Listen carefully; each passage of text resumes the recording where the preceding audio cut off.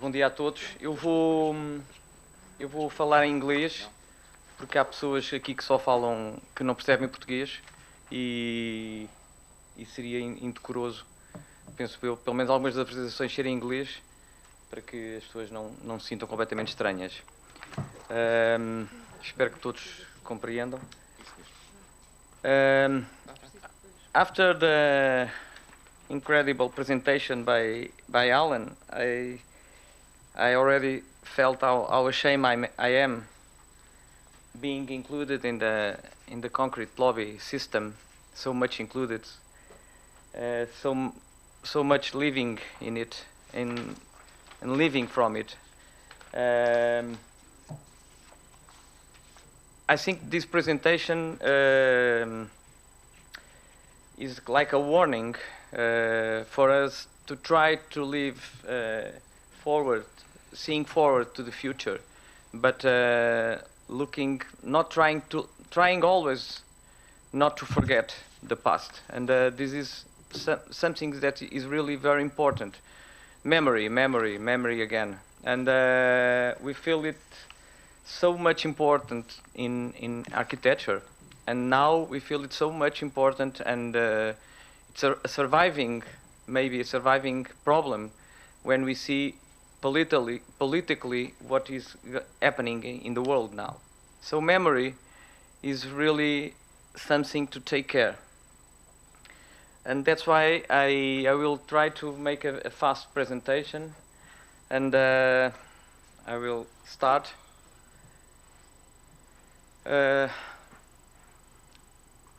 There would be no ruins without human intervention. The speed of which human work ages depends on the quality of this action. From this perspective, there are two approaches to construction. One involves fighting to supreme visual perfection. This involves fighting into the eternal pursuit of the concept of venustus, and then fighting an inevitable losing battle to preserve it. The other stance sees this perfection as both unattainable and unnecessary, exploiting the passage of time as an ally rather than an enemy. Many of the buildings of the modern period, with special emphasis on the work of international style architects, were created according to the first principle, worshipping at the altar of the machine god and everything that came with it. Modernist architects strove to produce immaculately flawless surfaces and absolute precision in detail. This minutia, in most cases, is functional and aesthetic, but often neglecting care such as insulation, durability, and building maintenance. As a rule, a few years after their completion, the marks of time and even the simple evaporation exhaled by their inhabitants have negatively and irreversibly transformed environments that were supposed to be perfect. Fortunately, for the greatest creators of modern times, their works were publicized mainly through photographic records taken at the time they were made. So in this way, frozen in the silver nitrate and of old prints, they can survive bright and exciting. However, in the majority of cases, when the architectural work's function ceases, it is suspended, quickly giving way to ruin. A paradigmatic example of this process is the case of the Zone Estral Sanatorium that was built between 1928 and 1930 in the Netherlands, and its recent restoration process. This complex, designed by Jan Duker and Bernard Viovet, is considered to be one of the most important monuments of the modern period. It is a brilliant example of experimentation with new construction technologies, including the thinning of concrete elements and the use of prefabrication of structural components. Built to overcome tuberculosis through the quality of its architectural spaces, became superfluous when the disease was eliminated and was adapted into an hospital in 1957. Since abandoning its original functions, it was undergone questionable interventions and was partially ruined in 1990 when the last building still in use became empty. That same year, during a Docomomo conference, Wessel Reining, which is a Dutch professor of architectural history, and theory with recognized activity in the field of discussion of themes such as contemporary architecture, memory, and oblivion, Reineck pointed out that the complex could not and should not be restored, calling for it to be maintained as a ruin. To summarize, his arguments were as follows. Maintaining the ruin was the simplest and most economical solution, and it was precisely this procedural simplicity and consequent economy of means that were the qualities attributable to Drucker's architecture. Instead of pursuing the ruins, the utopian dimension should be pursued through the construction of a new and attractive pavilion using the original plans. This would be the appropriate course of action, since the enthusiasm of those interested in Zone Estral is not based on their own experience, but on old photos of the sanatorium, when it was still in good condition. It is concluded that restoration is no longer possible, and only a replica can be produced. This end would not be appropriate given the experimental and economic means used by Drucker himself, since the decay of the building would reappear in a short term. The relic would become a mummy. Reineck radicalizes this course even further, saying that once the sanitarium has been embalmed, we would only be able to face one another shamefaced, with a feeling of alienation. The form would perhaps be approximately restored, but certainly neither the function nor the historic materiality. Its authenticity would be hollow.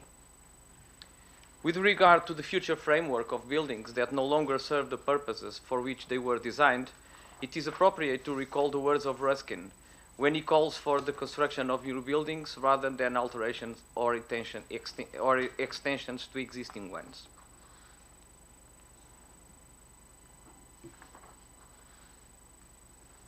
This is already an image of the sanatorium before the restoration.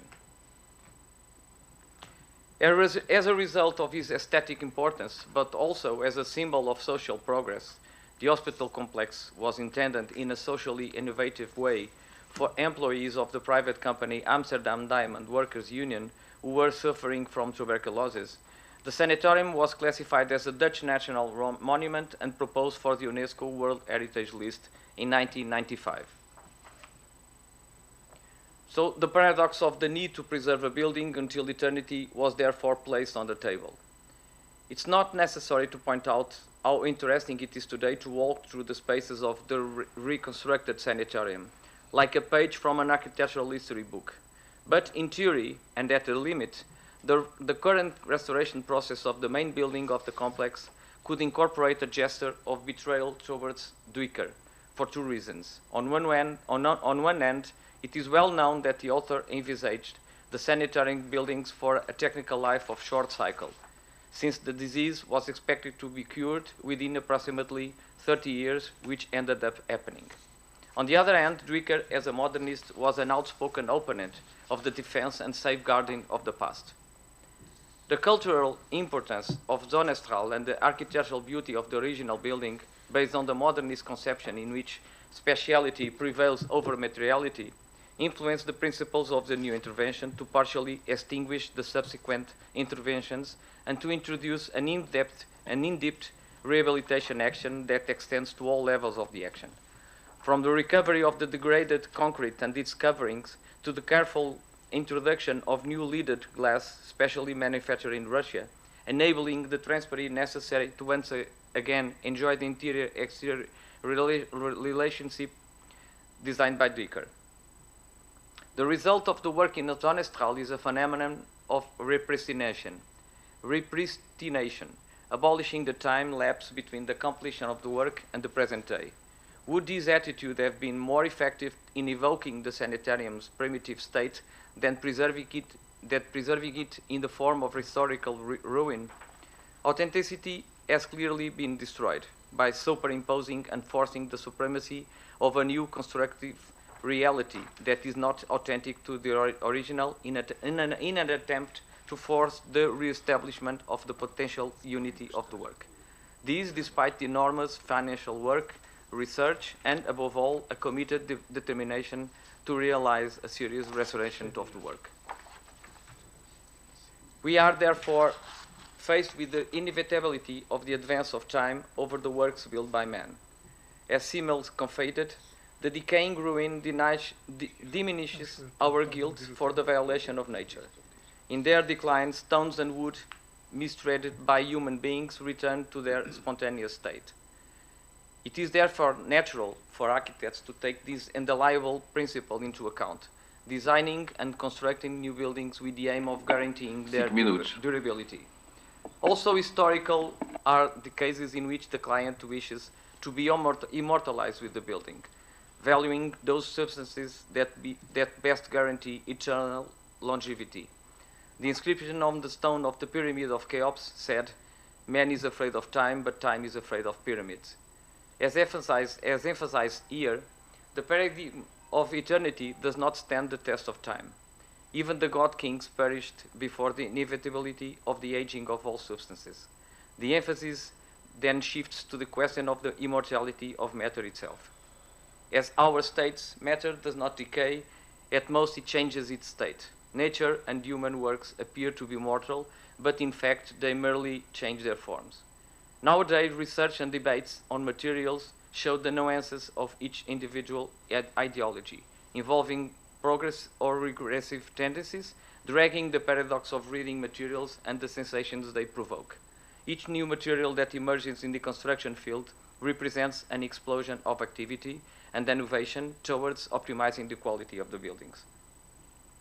On the other hand, it is very common, though clearly wrong, to link the use of natural raw materials with culturally traditionalist, pessimistic, or retrograde attitudes. Between the two positions lies the pragmatism of the ordinary citizen, of ourselves. As our states, he enjoys the blessings of the omnipresent synthetica and hybrids, yet in the moments of regression, of contemplation, of sensual stimulation, he willingly falls back on the animal, vegetable, or mineral raw matter of nostalgia. I will end with a phrase, a wonderful phrase by Marguerite Yourcenar. I think it synthesizes everything. The man who invented time invented eternity, by contrast. But the denial of time is as vain as time itself. There is neither a past nor a future, but only a series of successive presents, a perpetually destroyed path that continues where we all move forward. Obrigado. Thank you. Thank you. Obrigado.